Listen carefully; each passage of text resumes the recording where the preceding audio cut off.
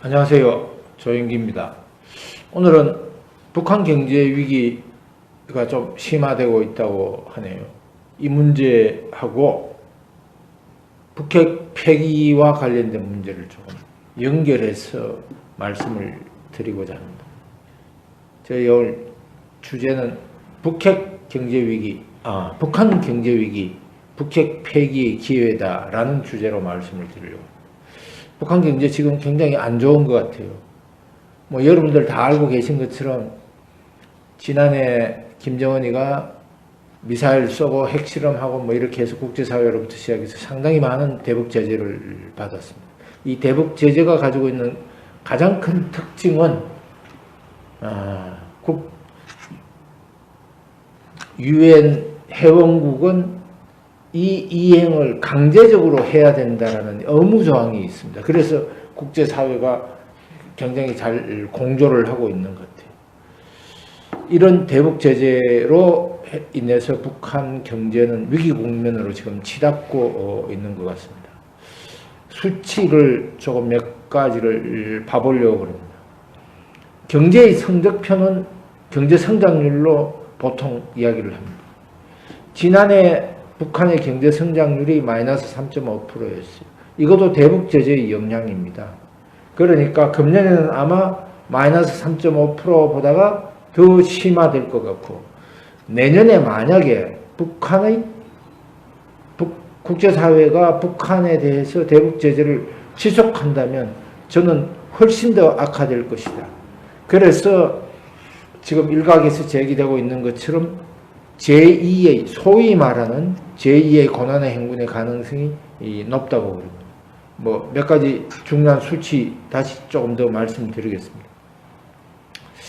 지난해 대북 제재 여파로 수출이 한 90% 정도 급감했고요. 수입도 한 40% 정도 줄었다고 그럽니다. 그리고 금년에는 수입이 1월부터 10월까지 한 90%, 뭐 정확히 89%라고 이야기를 하는데 90% 가까이 뭐 전부 다 같이 감소된 것 같아요. 또 하나 중요한 것은 이렇게 대북 제재가 강화가 되니까 김정은의 통치 자금이 지금 바닥이 난 것 같아요. 이 통치 자금이라는 거가 저는 어떤 의미에서는 굉장히 중요한 바로메타, 북한을 다스릴 수 있는 중요한 바로메타라고 생각합니다. 어떤 거냐? 이제 통치 자금을 사용하면서 김정은이가 금년에 남북 정상회담하고 또 싱가포르에서 6월 12일 날 미북 정상회담을 했잖아요. 그래서 이 과정 중에서 나는 핵을 감추고 있는 상태에서 미국이 제재를 완화해 줄 것이다. 그래서 지난해 안 좋았던 경제 이런 걸 이제 주민들에게 조금 잘 보여야 될 거 아니에요. 그래서 이 통치 자금 중에 일부를 뭐 했냐면 수입하는 데 사용하고 수출이 안 되니까 통치 자금을 풀어서 아마 수입을 사용하고 이 수입한 거를 가지고 시장을 조금 돌아가도록 이렇게 만든 것 같아요. 또 하나는 지금 대북 제재로 북한이 해외로부터 시작해서 석유를 사들일 수 없으니까, 정제유를 사들일 수 없으니까, 우리 이제 뭐 여러 번 언론에서 보도됐습니다만, 해상에서 불법 판적하는 이유. 그래서 이걸 이제 소위 말하는 북한에서 이야기하고 있는 민생 안정화를 위해서 이런 짓거리들을 한 것 같아요. 근데 이런 거가 물거품으로 되니까 이제 나타났던 현상이 두 가지인 것 같아요. 하나는 에너지 가격이 상승되고 또 하나는 식량 가격이 지금 상승되고 있는 것 같아요. 식량 가격은 8월 이후부터 어떤 보고에 보면 매월 한 17% 정도 상승하고 있다고 그래요. 그럼 이제 한 내년 1월쯤 되면 한 2배 정도 올라요. 이렇게 되면 식량 가격이 8월에 비하면.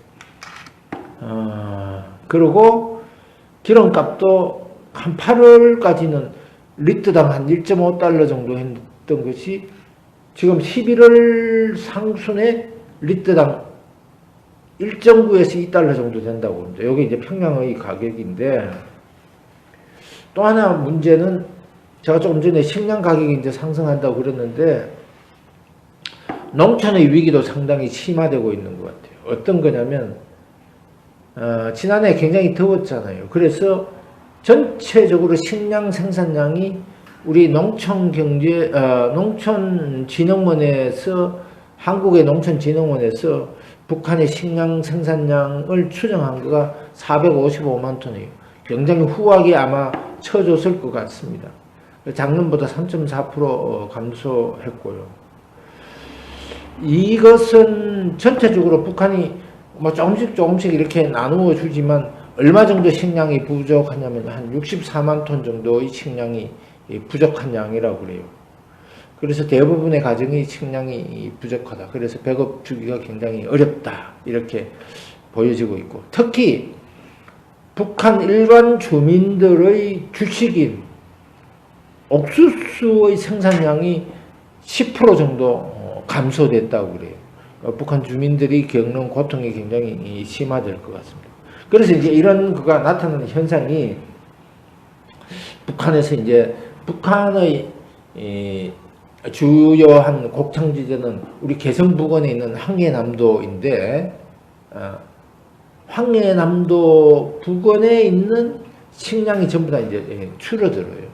그래서 보안성에서 식량 생산량이 줄어드니까 이제 인민보안성, 우리로 치면 경찰청이에요.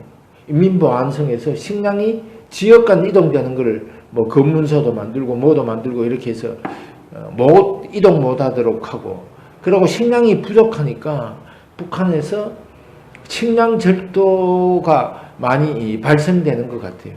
그런데 인민보안성에서 포고령을 발표했을 때 어떤 것을 발표했는가? 악질적 식량을 절도하는 경우에는 사형에 처할 수 있다. 아주 무시무시하네요. 그죠? 네.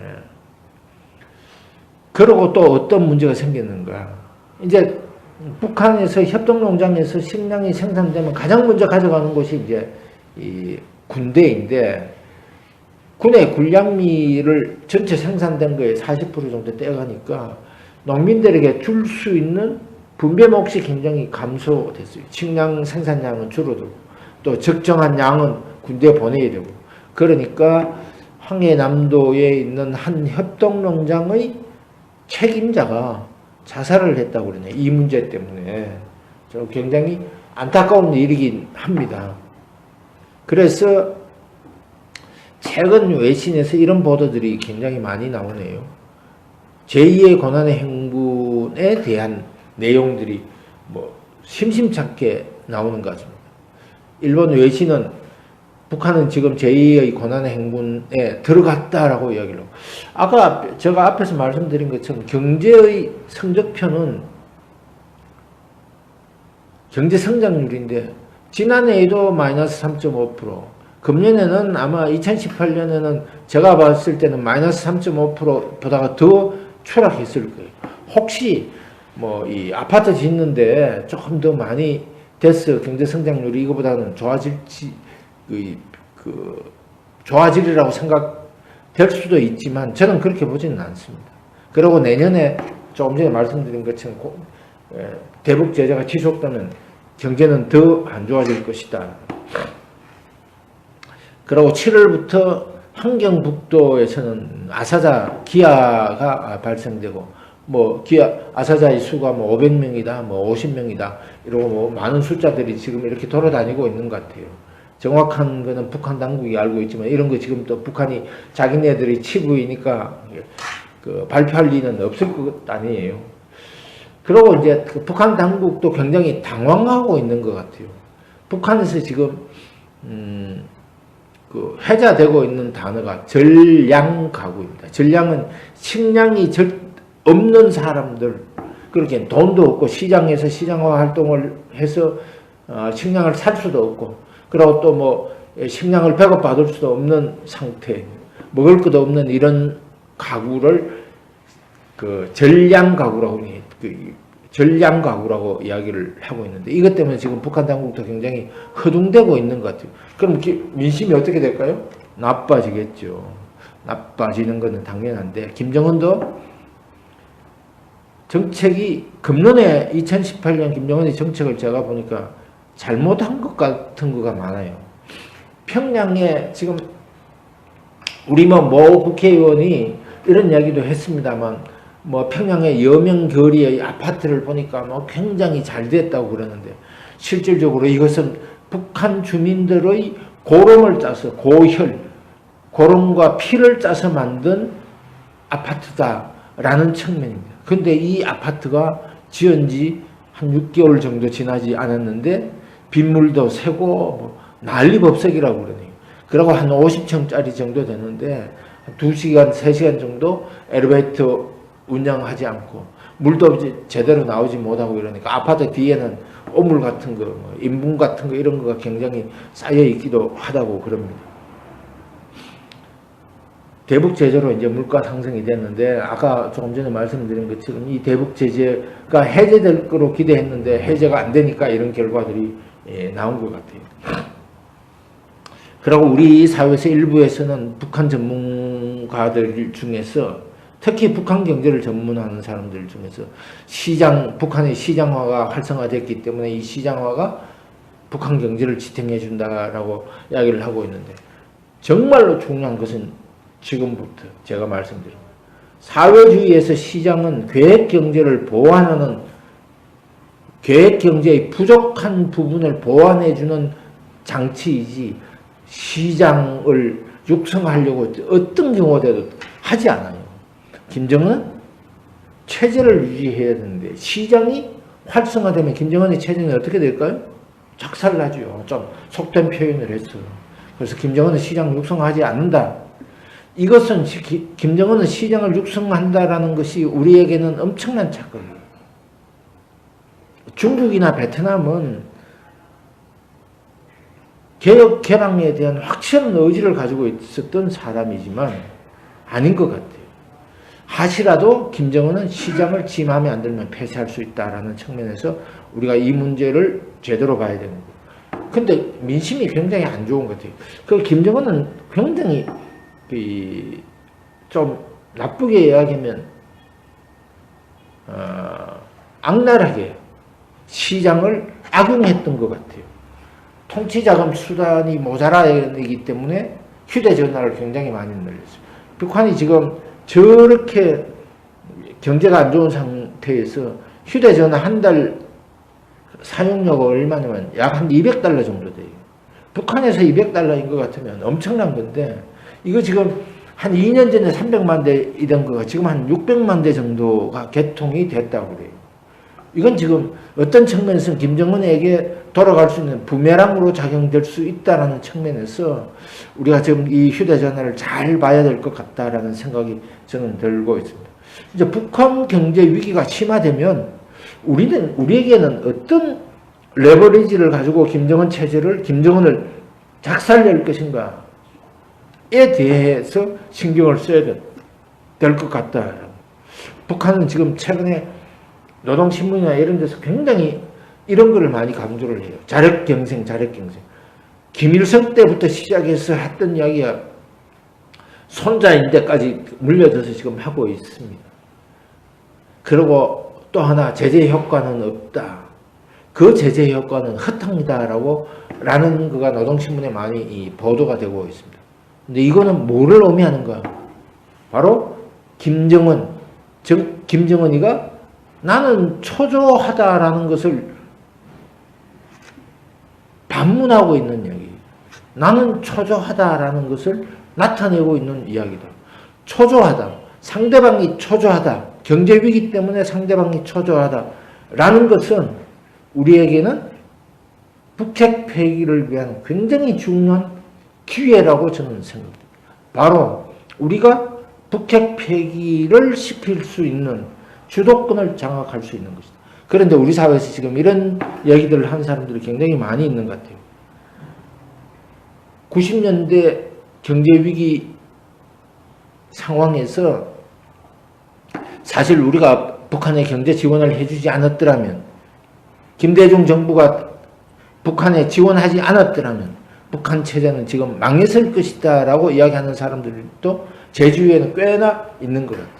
자, 이제 북한을 지원해서 북한의 핵능력이 진화되고 폭주되는 것을 우리는 방치했다. 이것을 이런 과거의 실수를 우리가 다시 반복해야 되겠어요? 저는 아니라고 생각합니다. 그래서 지금 문재인 정부가 이야기하고 있는 남북관계 발전을 통해서 북한 핵을 폐기시키겠다라는 엉뚱한 생각을 하고 있는데 전 이거 버려야 된다고 생각해요. 이 생각 버리고 남북관계 발전을 강화하면 할수록 북한은 경제 위기를 극복하면서 김정은의 체제를 강화해 간다. 그래서 저는 이런 이야기를 여러분들에게 드리면서 오늘 제 이야기의 결론을 내려고 그래요. 남북관계 발전에 우선할 것이 아니라 국제사회의 대북 제재에 동참함으로 해서 우리가 북핵 폐기의 주도권을 잡고 북한 경제 아니면 북한 체제 전환할 수 있는 소위 말하는 계획 개방의 길로 갈 수 있는 길을 설계하는 것이 바람직한 방향이다 라고 저는 생각합니다. 감사합니다.